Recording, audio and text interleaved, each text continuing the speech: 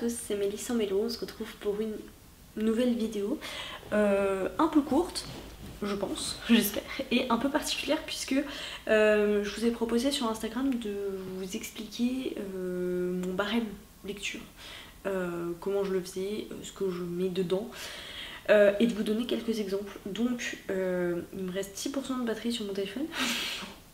Donc on va espérer que ce soit suffisant. Alors, le barème en question, en termes d'outils, c'est un grand mot, j'utilise mon téléphone parce que c'est ce que j'ai le plus souvent à portée de main quand je lis. Je m'efforce maintenant d'appliquer ce barème à chacune de mes lectures depuis le début de l'année. Ça fait plus longtemps que ça que je l'ai créé, c'est un grand mot, et que je l'utilise. Mais en tout cas c'est depuis ce moment là que j'essaie de vraiment l'utiliser à chaque fois parce que sinon ça a finalement assez peu d'intérêt de pas pouvoir tout comparer.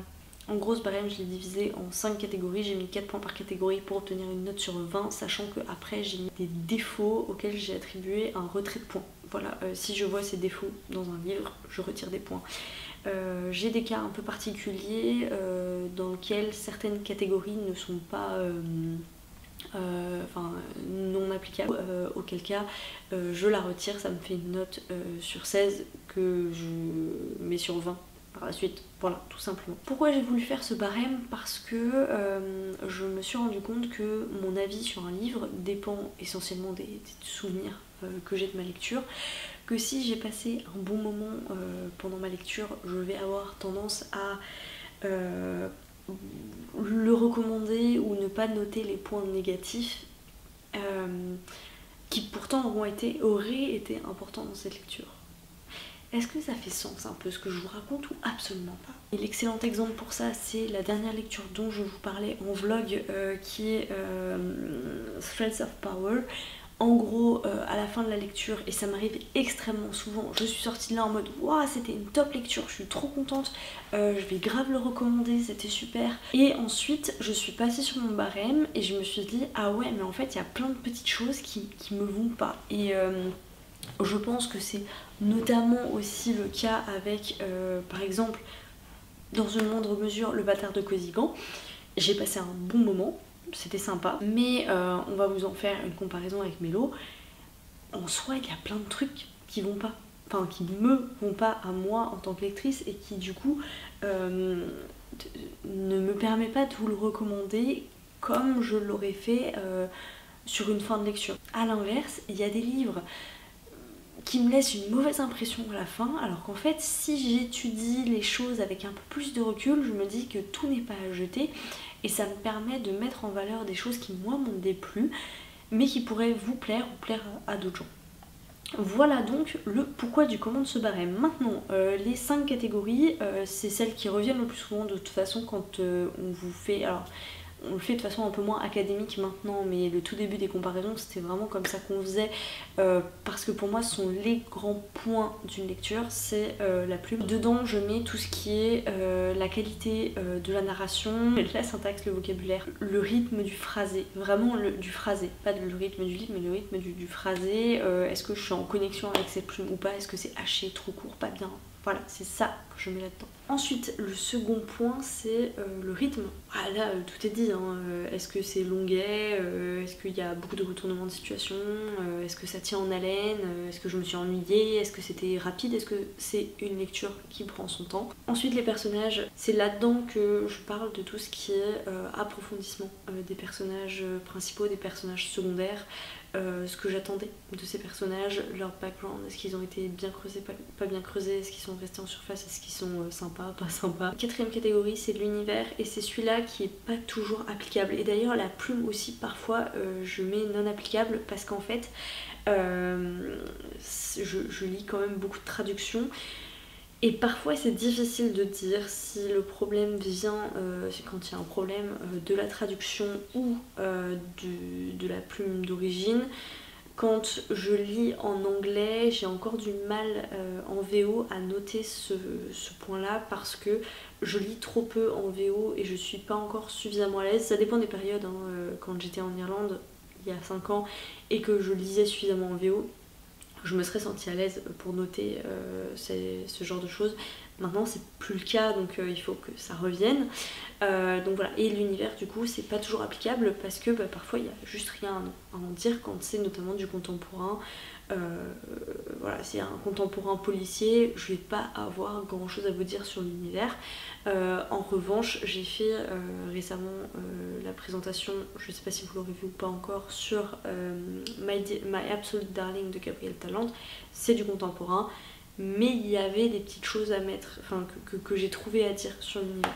Voilà, donc ça dépend vraiment. Et enfin le dernier point c'est l'intrigue, ça se rapproche un peu du rythme, mais parfois on peut avoir une bonne intrigue et un très mauvais rythme, ça arrive, même si c'est souvent assez lié. Donc voilà, ça c'est les catégories qui rapportent des petites gommettes, à la fin je fais la somme et puis voilà, sachant que quand c'est juste moyen, c'est-à-dire que c'est sans plus, sans moins, je mets 2 sur 4. Quand c'est nul, j'enlève, je passe pas en dessous de 0. Enfin, ça m'est jamais arrivé. Le seul moyen qu'une note au global passe en dessous de 0, ce serait qu'il y ait 0 dans chacune des catégories et qu'en plus il y ait tous les mauvais points. Mauvais points que j'ai mis étant les anachronismes, les incohérences, le langage qui n'est pas adapté et les clichés. Quand je dis, bon ça si vous voulez c'est un peu des grandes lignes mais ça se décline, par exemple les incohérences il y en a de plein de types, parfois c'est juste des erreurs, je pense à des objets qui changent, Absolu était bourré d'incohérences par exemple, je pense que j'ai supprimé mon barème pour Absolu, mais je l'avais fait il me semble. Le langage pas adapté, c'est quand par exemple on a un langage trop soutenu alors qu'il est précisé que les personnes qui parlent ne sont pas du même milieu par exemple.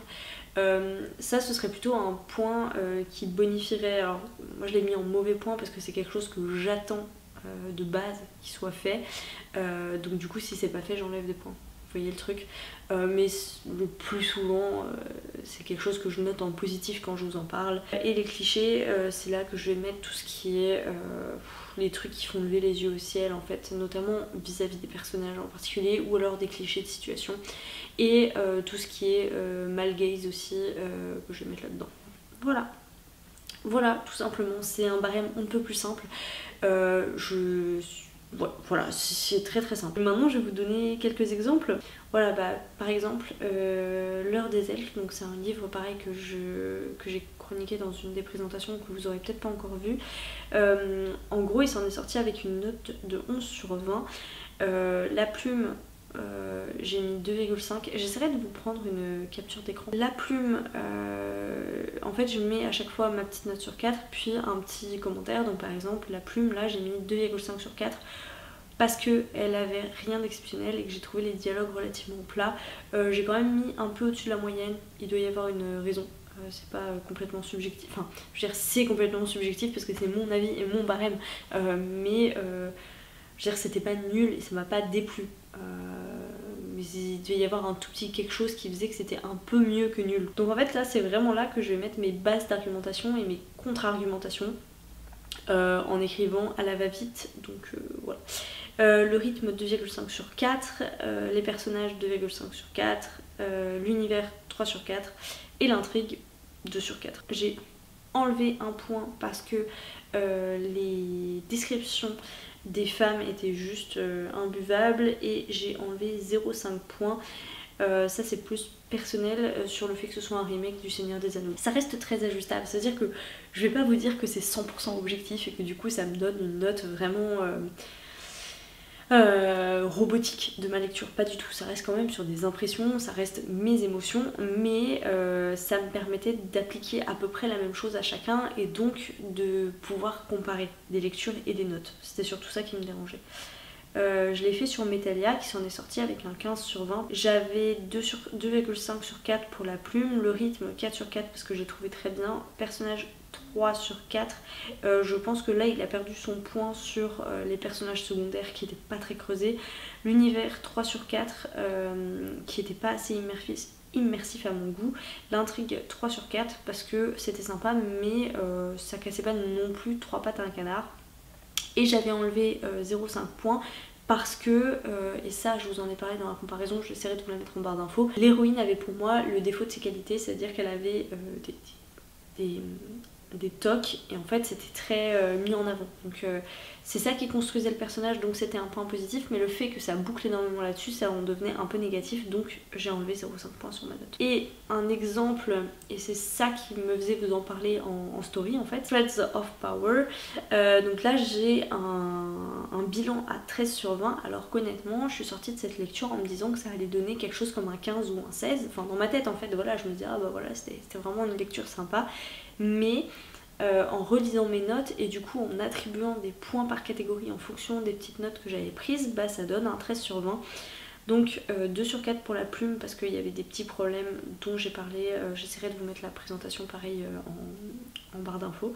Le rythme 2 sur 4, les personnages 3 sur 4, l'univers 3 sur 4 et l'intrigue 3 sur 4. Donc en fait il y a des bons points mais les mauvais points, la moyenne que je lui ai mis sur le rythme et sur la plume, qui en soi ne sont pas, encore une fois c'est pas mauvais, c'est pour ça que j'ai mis 2 sur 4, c'est parce que c'est basique, c'est pas bien, c'était pas cool, mais c'est pas archi nul.